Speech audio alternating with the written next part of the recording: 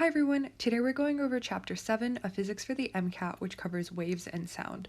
This video will use slides made by my friend Victoria instead of the usual notes that I handwrite, so the slides may look a little bit different, but I promise you the content is the same, and thank you so much Victoria for letting me use your slides. Chapter 7.1 is about the general characteristics of a wave. To begin, the MCAT only covers sinusoidal waves, which are smooth, periodic waves that kind of look like a sine or a cosine curve. There are two kinds of sinusoidal waves, and the first is called the transverse wave.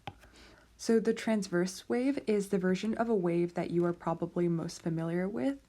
It is where the movement of the particle is perpendicular to the movement of the wave. So what this means is that if we draw out our classic picture of a wave, and let's pretend this wave is moving to the right. So what it means that the particle movement is perpendicular to the movement of the wave is that particles here are moving up and down. So they're moving up and down, which is perpendicular to the rightward travel of our wave. On the other hand, longitudinal waves are waves that have parallel movement to the movement of the particles. This is much harder to draw out because in effect, both the wave and the particle would be moving to the right and also to the left. But what this means in practice is that imagine that you're standing in a very long line of people and you're at the very end of the line and you shove the person in front of you forward. So that person would then shove the person in front of them forward, and this would go all the way down, and then the person at the very front of the line would turn around and shove everyone back. So then you would have this movement that is parallel to the direction of the line. So everyone is shoving everyone forward and backwards, and this is how sound waves work. So transverse waves are forms of electromagnetic waves. So you will often see light depicted as a transverse wave. However, it's really hard to depict a sound wave because how sound waves work is that each individual air molecule is pushing the one in front of it forward to propagate forward. This is also a sinusoidal wave because there are always people who are being shoved forward and people who are being shoved backwards and people who are not being shoved at all. And it turns out that this pattern forms a sinusoidal pattern. You can also graph a longitudinal wave using a sine curve, but it wouldn't represent the same perpendicular motion that the transverse wave did. So what a peak would represent is that the particles are currently being shoved forward, and at the bottom this would represent that the particles are being shoved backwards there, and here at this node are particles that are not shoved in any direction at all. There are some relevant equations when dealing with waves. The first is propagation speed, denoted by v, and this is just how fast a wave is moving in the forward direction. This is equal to the frequency, which is how often a wave hits a certain point. So this is in units of per second, so 1 over a second, or inverse seconds, or in units of hertz, which is the same thing as an inverse second or 1 over seconds. And this frequency is multiplied by the wavelength, which is just the length of the wave. This is most common in meters, so this gives the propagation speed in units of meters per second. The other equation is angular frequency. This is almost the same thing as frequency, except you multiply it by 2 pi. This is in units of radians per second. This is most useful when calculating harmonic motions, such as in springs and pendulums. This is not particularly related to this chapter. However, you might be asked to calculate the angular frequency of something on the MCAT, so just remember it's the regular frequency multiplied by 2 pi. There's some terminology that we use when we talk about waves. So first, the amplitude is the distance from the 0 point until the very highest point, and since this wave is sinusoidal, this is equivalent to the distance from the 0 point to the very lowest point. The wavelength is how long it takes the wave to go an entire cycle. So we start at a particular point and then we go an entire cycle, and when the wave is back at where it started, this is your wavelength. And so this wavelength is the same no matter what point you use for this calculation. For example, if we use this point, we have to go one entire cycle for this to be a wavelength. So the very peaks of the waves are called the crests, and the very lowest parts are called the troughs. and the direction of travel is usually to the right. Here we can consider the phase of a wave, so we can say that waves are in phase when their crests and their troughs are at the same spot. So if I were to draw another wave here, you can see that the crests and the troughs of this wave line up with each other, so they're in phase even though their amplitudes are not the same. If we were to draw a different wave, so for this hypothetical wave, these are clearly not in phase, and so these are out of phase by this amount. And this amount is pi, since the troughs of this wave line up perfectly with the crests of this other wave, so they are perfectly out of phase. We can also have different factors of in phase and out of phaseness. We can have them be out of phase by 80 degrees, 1 degree. This is out of phase by pi, or otherwise known as 180 degrees, because the period of every single wave is in units of 2 pi, and so because these are exactly half a wavelength off from each other, they're off by pi, or 180 degrees. And when waves are off by 180 degrees, that's when they're perfectly not in phase. If we were to take our wave that's shifted forward by pi, and we were to shift it another 180 degrees forward, this is now a shift of 360 degrees, which is 2 pi, and as you know, 360 degrees is the same thing as 0 degrees, and so now these waves are perfectly in phase. We can apply these ideas of phase to the principle of superposition, which states that the displacement of a wave at any given point is the sum of all of the interacting waves at that point. So one type of interference is called destructive interference, which is two waves that cancel each other out. And so on our first wave, I can draw one that is perfectly out of phase with our original wave. So if we were to add these two together, we can note that the highest points of one correspond with the lowest points of the other, and so forth, with here being our 0 point. And so if these were to perfectly cancel each other out, then our resulting wave would be completely flat. We can also have destructive interference that doesn't correspond to a completely flat wave. So if our perfectly out of phase wave were to have a lower amplitude, then I drew that backwards. If it were to have a lower amplitude than the original wave, then our resulting wave, you see how these don't perfectly cancel out. However, this has a destructive sort of effect where the resulting wave will have a lower amplitude than the original wave. Another case is constructive interference. So constructive interference is when the second wave that's added has the same phase as the original wave. So in this case, if the waves are perfectly in phase, then a resulting wave holds the same shape, but it has a greater amplitude. So what's important to note about this wave that we drew here is that although it doesn't cancel out completely, this is still known as destructive interference and not partially destructive interference, because the waves are perfectly out of phase with each other. So therefore, these peaks and these troughs align with the original peaks and troughs of the original wave. However, when we look at partial interference, this is when the waves are out of phase by not a perfect multiple of pi. So if we look at the original wave A and the original wave B, we can see that they are out of phase by something that is not exactly pi. And so this resulting wave, which is partially constructive or partially destructive, will have peaks and troughs that are not exactly the peaks and troughs of A or B. We can also talk about traveling waves and standing waves. So here we're talking about the movement of the entire wave as a whole. So traveling waves are waves that move in a particular direction. This is like light, because light moves in a direction, or like sound, because sound also has to move forward for anyone to hear it. On the other hand, a standing wave doesn't propagate. So a standing wave doesn't really move anywhere, not the entire wave at least. My favorite example of this is a jump rope, because you're swinging a jump rope up and down, but your jump rope isn't really going anywhere. Waves that have more than one peak like this are usually caused by two waves interfering with each other. So they have what are called nodes and antinodes. Nodes, like here, are places where the wave doesn't move anywhere, and antinodes are places like here that have maximum amplitude. What this picture is trying to show is that your wave may start off like this, but as the two waves interfere with each other, you will eventually get a wave with lower amplitude and then even lower amplitude. And then eventually you will have a point where nothing is moving, and then you will begin to go in the opposite direction until eventually you reach the exact opposite sign.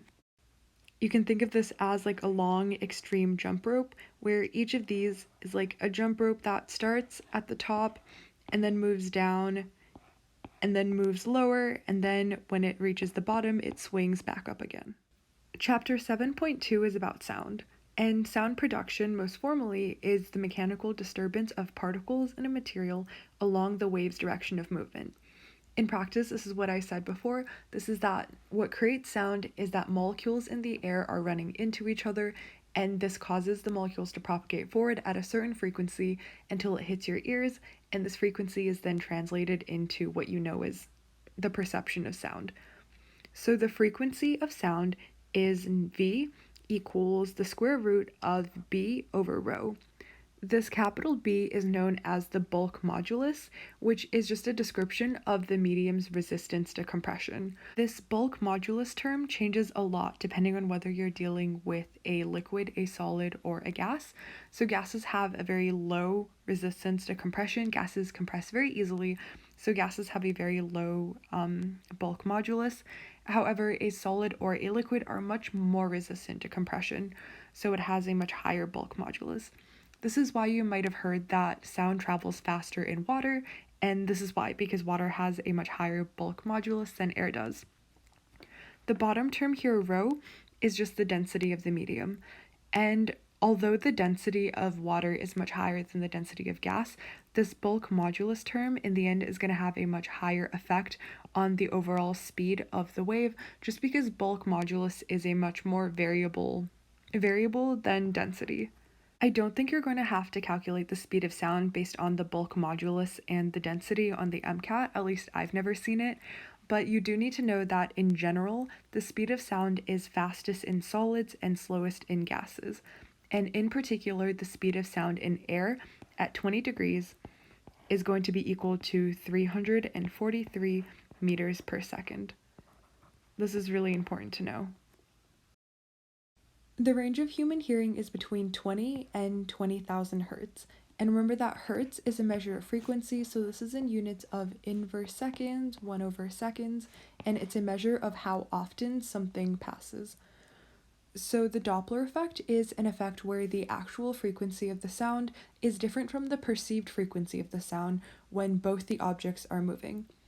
So if we think back to our original equation that the velocity of a wave is equal to the frequency times the wavelength, then the Doppler effect will begin to make more sense. So when things are moving toward each other, let's say we have a car. Let's say we have a turtle. So we have a turtle that's going toward you at 10 meters per second.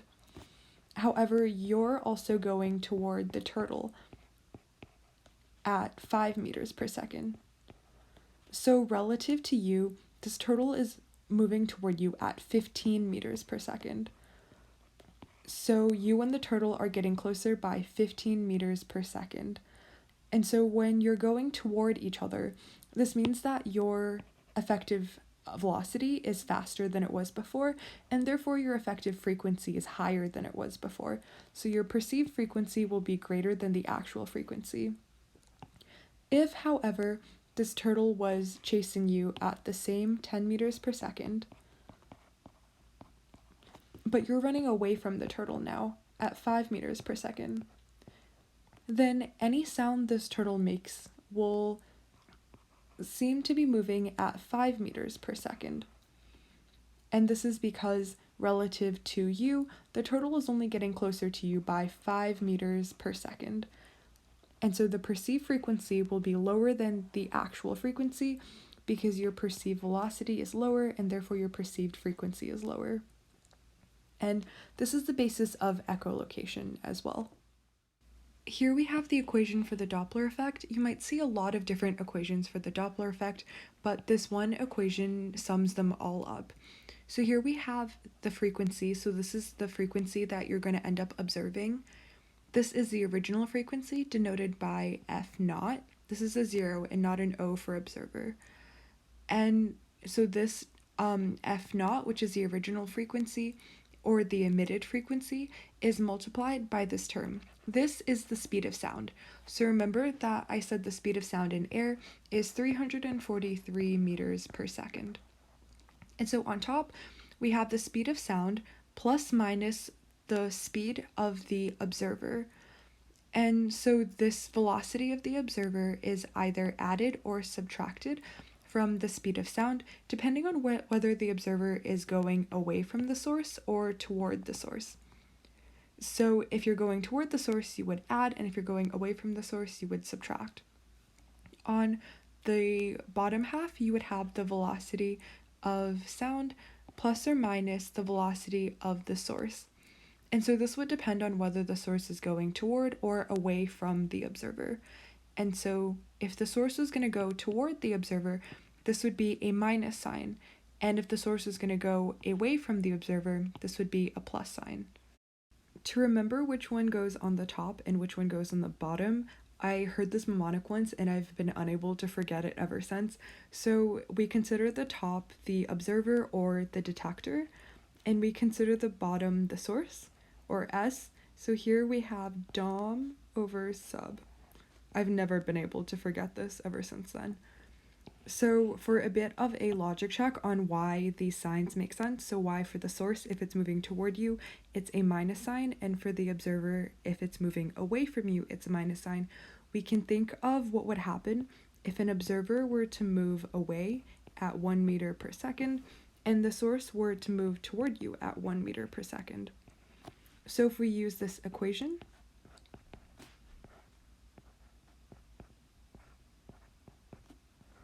we can see that the proportion of v minus 1 and v minus 1 are the same, so this cancel out to 1, so we have the frequency equals the original frequency, which makes perfect sense, because if the source is moving at 1 meters per second to the right, and you are also moving at 1 meter per second to the right, then you guys aren't moving at all with respect to each other.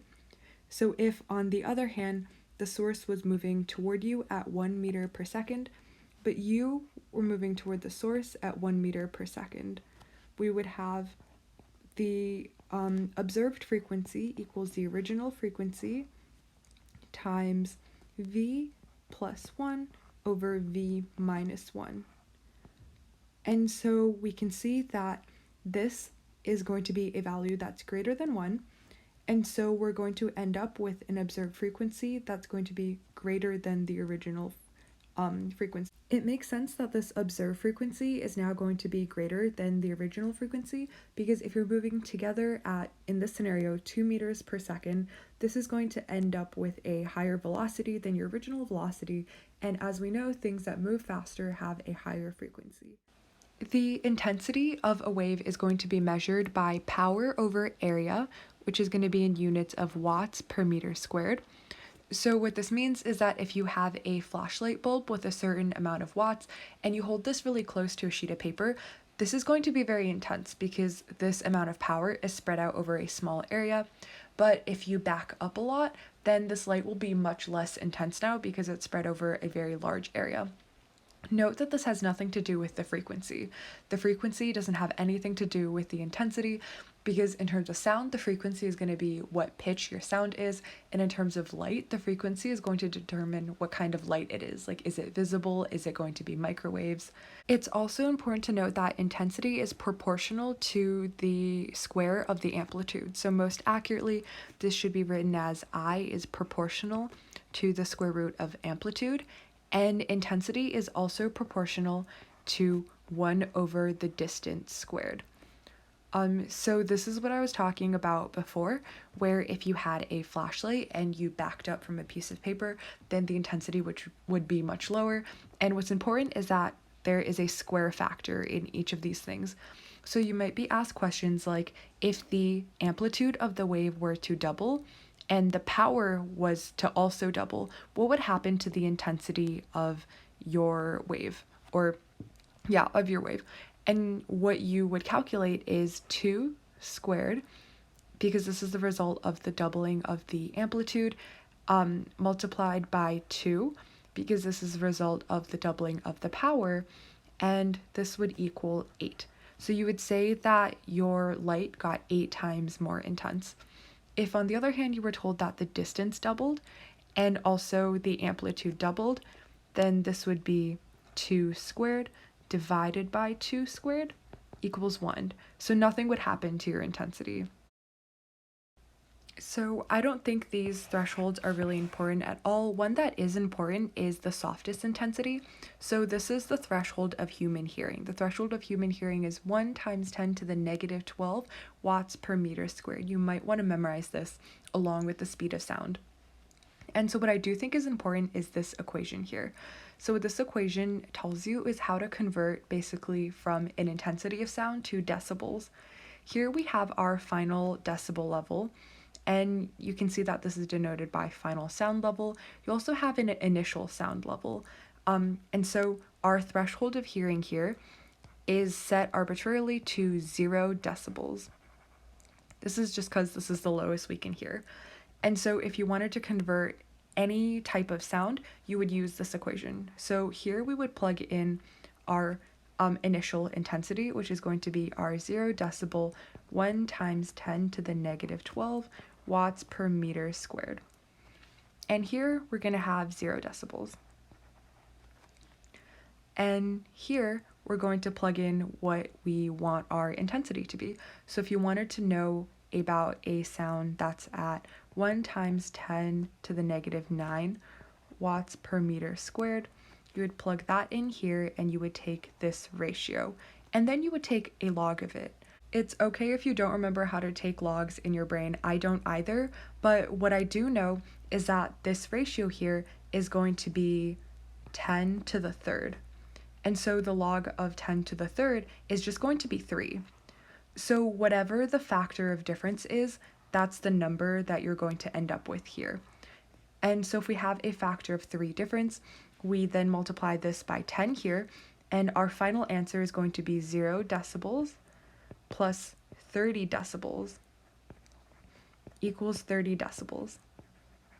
Oops, 30. So the take-home lesson here is that decibels are measured in a log scale, and also they're measured in factors of 10. So if you were to have a sound that were to increase by 10 decibels, this would equal an increase by 10 times. If you were to have a sound increase by 20 decibels, this would mean an increase of 100 times.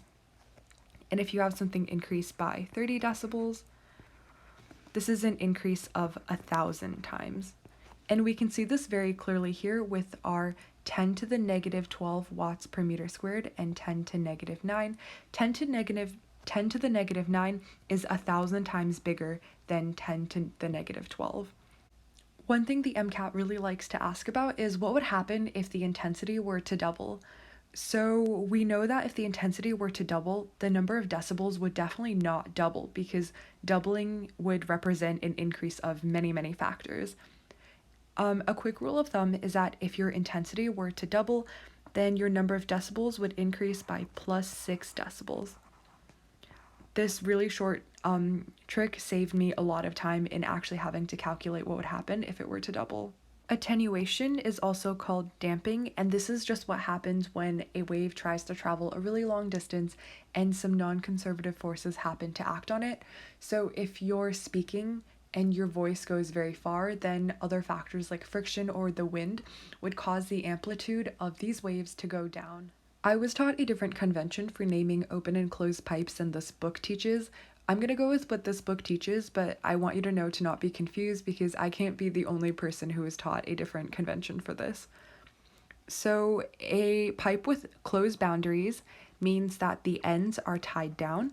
And so these form nodes, because if the ends are tied down like in a jump rope, then there's never any displacement at the ends. However, if you have an open boundary, which means the ends are free, so if this wave were to end right here and the ends were free to move up and down, These are called open boundaries, and they're marked by antinodes because right here you can move up or down freely. A harmonic is a way of describing the frequency inside a string or inside a pipe. So if we look at this system here, which is what the Kaplan book calls a string system, this is when both ends of the string are tied down. And this is true for all of these pictures of the string system. This is what my physics class would have called a closed system because both of the boundaries are closed and they are nodes. So if we think about the lowest possible frequency we can fit in the system, the lowest possible frequency is this half wavelength here. We can't fit anything lower. And so this would be called the fundamental frequency. If we then increase the frequency, we can see that the second lowest possible frequency for this is going to be 1 full wavelength. And the third is going to be 1.5 wavelengths. So these are known as the second harmonic and the third harmonic. And we can see in the equations relating the wavelength and the length of the pipe that we're starting to form an equation. And this equation is that the wavelength is going to be equal to 2L over N, where N is the number of harmonics. So in the fundamental harmonic or the first harmonic, N is equal to 1, and L is going to be the length of your pipe or string. Next, we take a look at open pipes. So open pipes are marked with 2 open ends, and when we have an open end, we know that we would have an antinode here, which means that we're at maximum amplitude.